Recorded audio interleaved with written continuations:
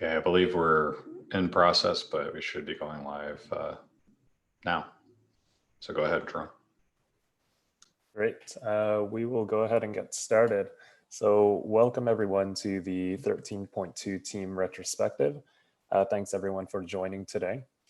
The first thing I wanted to do is just go over a little bit of what our new format is. So for 13.2, we're trying a bit of a new format where instead of going through our regular sort of updates of what went well, what went wrong, and what can be improved on, we've actually broken it down into two sections. So the two sections are basically a summary and a discussion section. And the summary is a short pre-recorded video where the meeting host, myself in this case, goes through all of those things, covering what went well, what went wrong, and what can be improved. And we have all of the teams fill out this retrospective document beforehand. The second part of the retrospective is the discussion portion. And the discussion portion is a 25-minute meeting, which we're all attending today, where we focus on action items and discussion topics. So the goals of this new format really are to keep the highlights and updates because we think they're useful for knowledge sharing. And we want to make sure we're making efficient use of everyone's time so that we're not reading verbatim. And we want to encourage more discussion on this call and also ensure that we're following up on action items.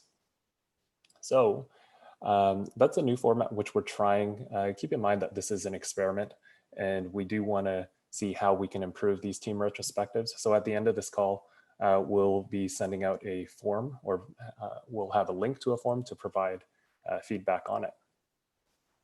So let's get started. Starting with our previous retrospective improvement tasks. Jake, are you on the line? Yep. Perfect. Please go ahead. Sure. So last month we had a task to improve the collaboration within the plan stage between front end, back end, and UX, kind of bettering the communication and just working together on stuff across the different parts of the team. Obviously, that's an ongoing process, but we saw a ton of good improvement at 13.2. Some of that can be attributed to back-end engineers sort of making very basic unpolished MRs, getting that stuff out so that the front end could start discovering unknowns, discovering different data shapes they might need. Also found that sort of more frequent updates in an asynchronous fashion between PMs and engineers helped keep expectations clear and helped everyone collaborate more efficiently.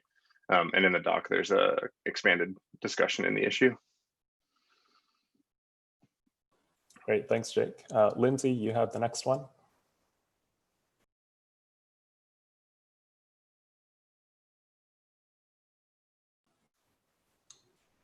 Looks like Lindsay, oh no, she's there. Lindsay, you there? Sorry, I stepped away for a family distraction and am unprepared right now. Wayne, you can speak for me?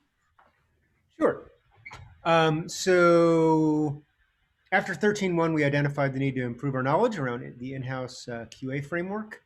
And since then, our team has contributed to the information gathering issue for SET, and quality counterpart has been assigned to the container security group within Defend. I think we're in good shape here. Great, thank you, Wayne and Lindsay. Cheryl, you have the next one. Sure, thanks, Jerome. So at the beginning of 13.2, our team on CI decided that we would try creating a release plan with every release that requires a feature flag, essentially leveraging our existing feature flag rollout issue template. I would say we're still in the beginning stages of adopting this process. We've only actually had one feature flag rollout issue using this, but it's actually created a lot of great discussion and even identified some unexpected gaps around having engineers have SSH access into staging. And I think we're getting to that point where people are consistently asking about the status of feature flags and asking for this particular issue to have more visibility into where things are at. So I think we are still looking for further adoption, but I would say we're heading in the right direction with increasing visibility and collaboration across the team. That's great to hear that. So those are all of the action items which we were tracking from the last 13.1 retrospective. Let's move on to the discussion topics. So I've picked two discussion topics for today. The first discussion topic is what are your biggest challenges when it comes to cross-team collaboration? And you can think of cross-team as, you know, your front-end and back-end teams working together, or even across different groups and stages. One of the things which I noticed when just going through the what went well section, we had about 9 teams or possibly even more than that say that collaboration went really well. And a lot of those highlights focused on cross-team collaboration. So for those teams that did report that collaboration went well, I'm hoping that you can also share, you know, how do you actually make that happen so that the rest of the teams can also learn. Ricky, I think you've got the first point there. I just had a question that seems to come up quite frequently with our team. I'm just curious how everyone else handles issues that contain both back-end and front-end work. Is it common for you to split the issues up into issues that represent the front-end work and issues that represent the back-end work, or is it more common to keep it in one issue and then kind of use the merge request list inside that issue to keep track of the front-end and back-end work separately? What is it that most teams do, and what have you found effective in managing those types of issues?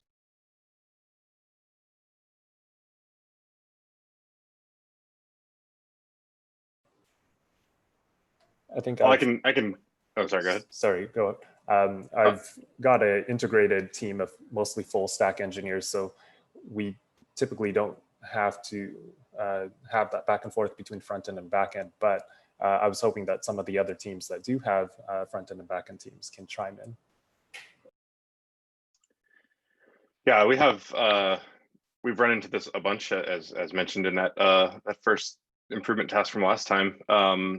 And I would say it's there's not one clear way that we do it. Oftentimes I'll see one issue that has sort of a backend engineer picks it up knowing there's some backend stuff, and then you know, as they get into it, realize that it has a significant front end component, and they might ping somebody in on the either on the issue or on a work in progress MR. I think what we're hoping to do moving forward, and this is some of the discussion that we've been having recently, is earlier in the process, sort of assign either a backend and a front end DRI if we have a large feature that we know is going to require both things. Somebody who can sort of be responsible, not necessarily for carrying it all the way through to completion of the feature, but at least for coordinating, like, okay, we know that this has some front end and some back end requirements. We want to make sure those are well researched and well known as we start the work. So doing that kind of earlier in the process of planning the work is one of our planned approaches to helping resolve some of this pain.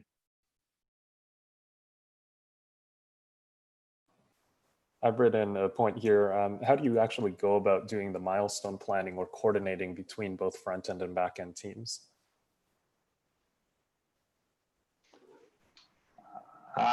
To your point, Jerome, I think we like to go at it in waves. So we'll take frequent passes over the upcoming and current milestones, go through all the issues that are in there, do small refinements until we were comfortable with kind of the level of detail that are in each of those issues. And then we'll progress it to the appropriate workflow column at that point. So that, but it's kind of like a collaborative and iterative process. We try to be as async as possible. And the engineering managers for front end and back end will both take their time going through issues, trying to determine whether there'll be front end or back end work in there. I had another point right after that. I'll just jump right ahead into it. But I just wanted to point out that my inclination for this question that I asked is to keep the issue representative of the value that's going to be delivered when that issue is closed. So if we can't deliver value separately between front end and back end, it's maybe not appropriate to split the issue up, but that's just my kind of gut feeling about it. I'm not really sure about other people's opinions and best practices and what they've seen success with. And that's why I kind of asked the question. I don't know if this is helpful to add, but I would say on NCI, we've actually discussed this a fair bit in our team weekly and actually in our 13.2 retro as well.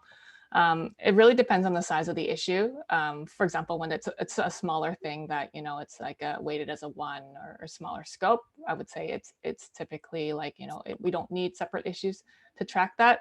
But I think there's been some discussion that we might actually try creating separate issues for front end and back end to track, especially when there's like, for example, back end dependencies, which is often the case. And front end would like to know when that is done. So it's nice to at least see that relation, for example, having an issue being blocked until something else is done. Yeah, I don't know if that is helpful, but yeah, I would say it depends on sort of the subject. I think that's very helpful. And within threat management, we've been having this discussion quite a bit as well. And even for small issues, I'd say if something's one, it probably shouldn't involve both front end and back end work. But we have also struggled when things get very small and there is front end and back end work. We want to have a representative issue of each person's task so it can move along the workflow.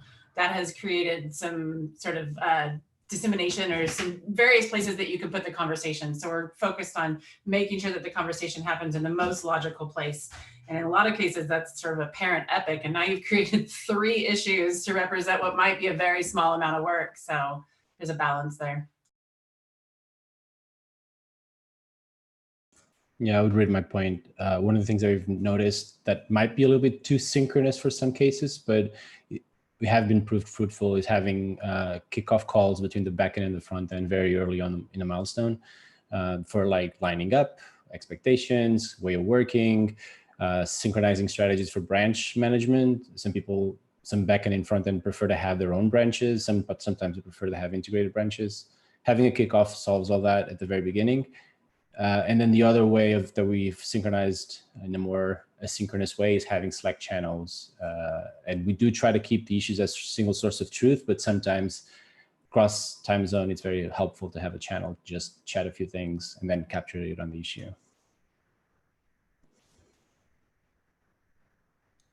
I could be forgetting or misremembering, but I think at least I know one team that has actually kickoff issues. So that's one way to at least have the documentation around it, even though you have the synchronous call associated with it. So that's another strategy is actually just, for the beginning of the cycle, we'll just say, okay, we're going to have a kickoff issue. That obviously has overhead with it as well from that perspective. Yeah, I was just going to say asynchronous issue updates are super helpful here for cross-team communication. It means that the issue becomes a single source of truth for activity going on.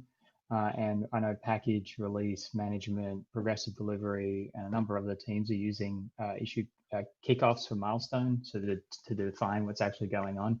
They've been really helpful as well to serve as an asynchronous source for communication and sharing of information there.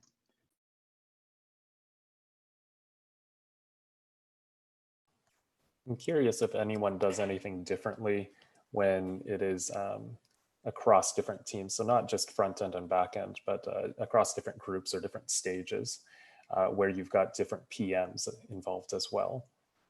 What sort of things does your team do so that you are aligned across on the PM side and on the engineering side?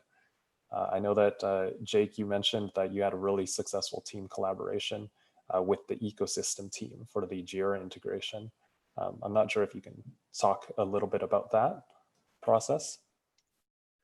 Yeah, at the risk of getting into topic number 2 for discussion, one thing that we did that really helped, and I have to put some more thought into how to effectively translate this to async, but we had a weekly sync with just sort of everybody who was available, not outside their time zones or things like that, but because we were under a pretty tight time frame to just kind of keep everyone on the same page, because we were working across 2 teams with backend engineers from 2 teams, front end engineer from 1 team, and that was really helpful. The other thing was just like lots of upfront conversation between all members of the kind of working group that was working on it. It wasn't an official working group, but the group that was working on it, kind of just coming together and having really honest conversation about like what the expectations were and what we were going to be able to get done in the time frame that we had. So I think part of it was that how to translate that kind of like success of that weekly sync into an async format is something that we could think about for the next time we have a situation like that. Yeah, and I'm just going to reiterate what I was saying before, because that's been effective in my experience. when you prioritize or optimize for a single source of truth, self-service, asynchronous methods of communication, that applies as just as effective across team. Because if we're all using the same ways to communicate, the same labels, it's easy for someone to discover what it is that's going on in another team, and then you have a point to share and communicate about it when you're updating within an issue and you're updating in the milestone planning and those sorts of areas. Clearly, I think one of the problems that we've seen, well, clearly, I shouldn't say that, but one of the problems we see is competing priorities across product groups. And that's not an easy problem to solve. And that is something that the product org with collaboration from engineering needs to sort of work out as you're trying to decide if we need support from another team. Is this actually a priority for that other team? Is there optimization that can happen here? But that's sort of a different type of conversation at that point.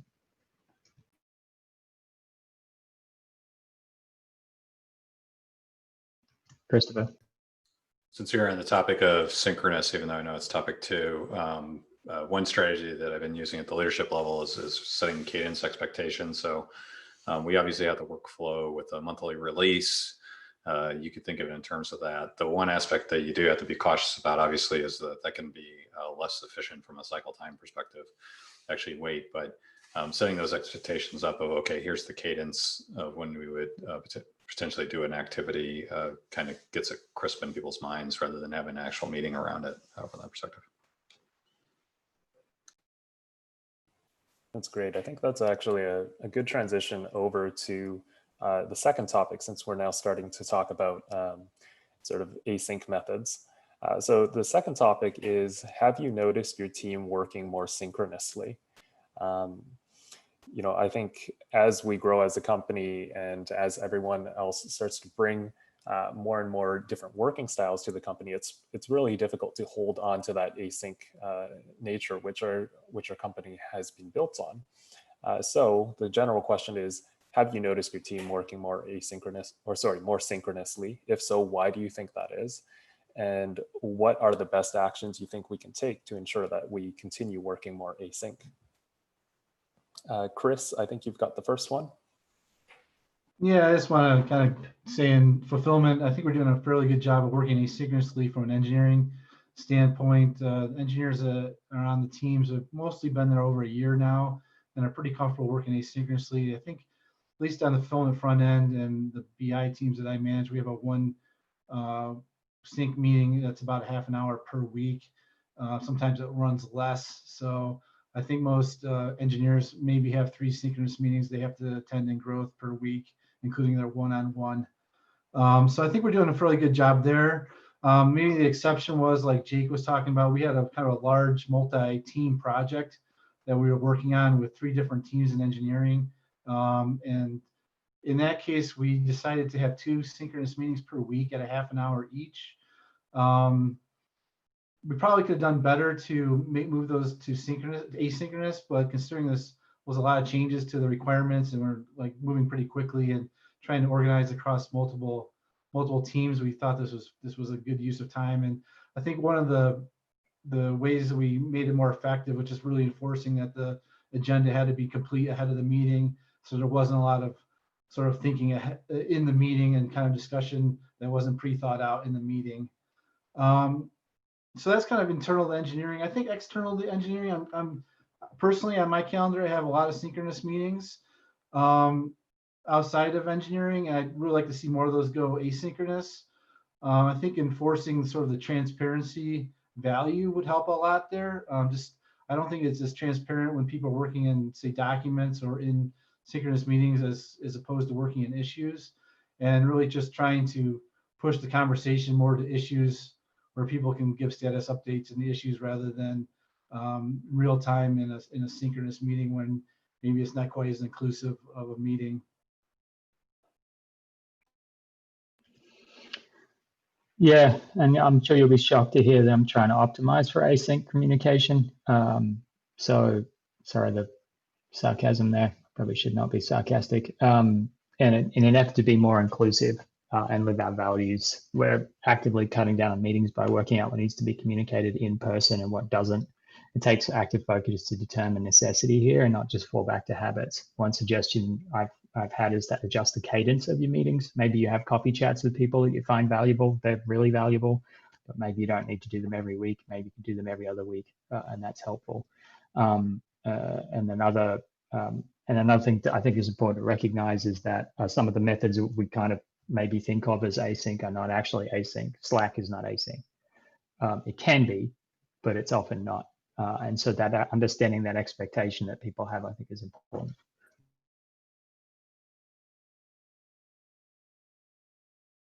Clement? Sure.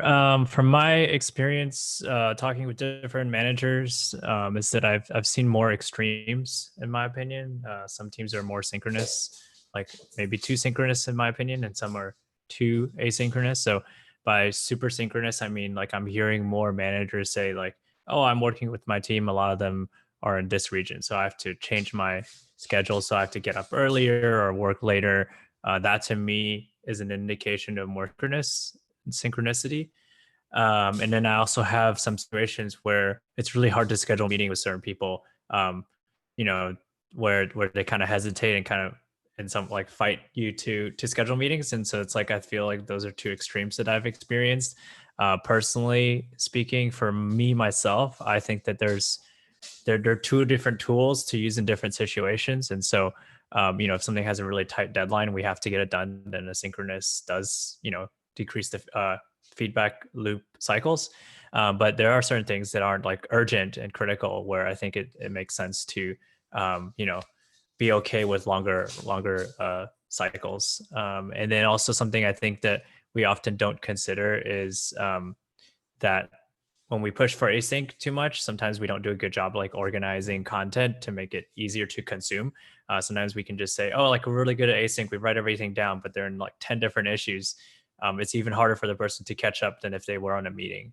And I'm guilty of that too. Sometimes I know we had issues with recording meetings for a long time and didn't really do a good job sometimes with different regions saying, hey, like, can I get the meeting recording? But we weren't able to get it in time, and that kind of delayed as opposed to being more synchronous. So those are my takeaways.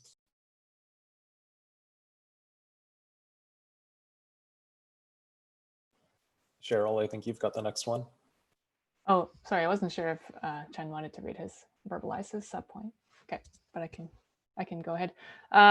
Yeah, I think on CI we're leaning more towards working async as well, but I think something to be mindful of, and I think we need to do a better job of on our team is we have a lot of great collaboration and issues, and it's often async given our team being very distributed across time zones, as most teams are. But I think there also has come to a point, I think to what Clement was saying earlier, is sometimes we have too much of that. And, like, for example, we had an issue last milestone where we, I think, collaborated on for 3 weeks, and then the decisions were made kind of in the final weeks, which didn't leave a lot of time for like actual implementation. So it's something I think our team is working on. It's a balance at the end of the day, but something just to be mindful of that we're going to keep an eye on. Thank you. Sorry, John, I didn't mean to skip you. Did you want to verbalize? No, I'm fine. I'm just I agree with what Clement said, and I think, in my opinion, well, it's case by case sometimes, and we probably it's not the best to promote async just for the sake of async. I mean, whatever works most efficiently, that's the way we want to follow.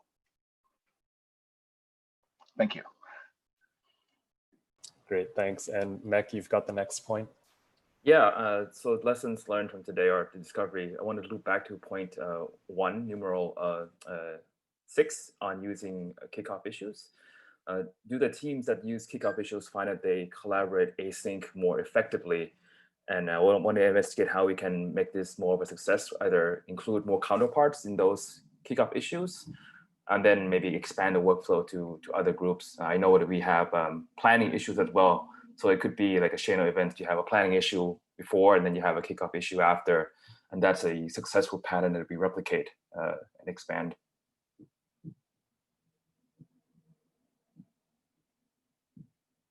Great, thank you. And Dan, I think you've pasted an example there. Did you want to verbalize? I'm good. Okay. John, you've got the next one. Yeah, we did actually. We used async kickoffs, and we find them as a team quite effective in previous milestones. We heard some feedback from product managers that they would like to see the kickoffs, posted as comments in the release planning issue itself to keep all the information in one place. So we're trying that out this month.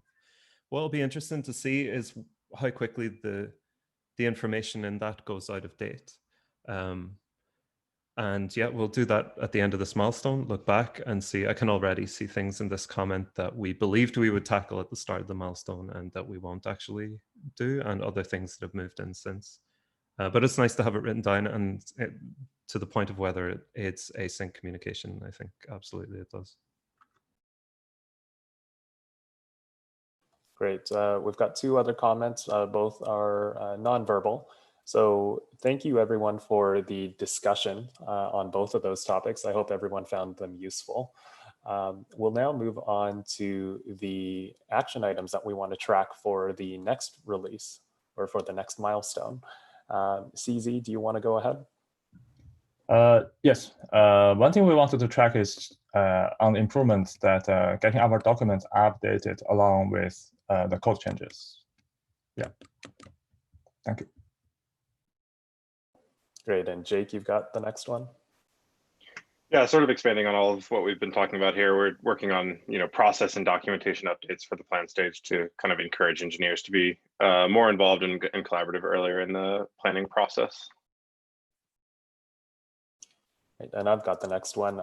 So based on the feedback of whether our team likes this format or not, we'll need to make a couple of handbook changes. So if the feedback's positive, we'll update the handbook to this new model and new format. If it's not, then we'll update the handbook just to document the learnings from this experiment. So at the end of this, we'll ask everyone for everyone's feedback. Christopher? Yeah. So if you read through the entire summary retrospective, we got to 50% of the EMs taking the DIB training, and then obviously there's several others that are in progress. Our original goal was to get it done by the end of July. That was mainly around the restriction of LinkedIn, but they removed that restriction. So we kind of relaxed a little bit, but we'd like to complete the other 50% of folks around that. And the training actually is a little more intensive than originally anticipated. So that's the other kind of reason there. So, but we'll work towards that. Roman, you got the last one? Cool. So yeah, we will have a dedicated retro about like a recent very high visibility feature release that we had, because it kind of spawned more discussion than was originally expected. And the goal is here like to drive some action items out of this, or so how to smoothen this process basically in the future.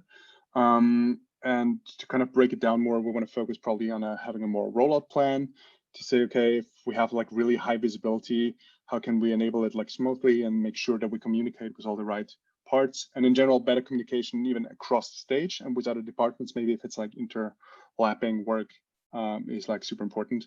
And we try to kind of find a verbalized way and written down that we can like follow it in the future. Great, thank you, Roman. So that concludes the retrospective discussion for 13.2. Thank you everyone for attending. There is a link where you can provide your feedback. Please do, and we will iterate and improve this format going forward. Thanks for your time.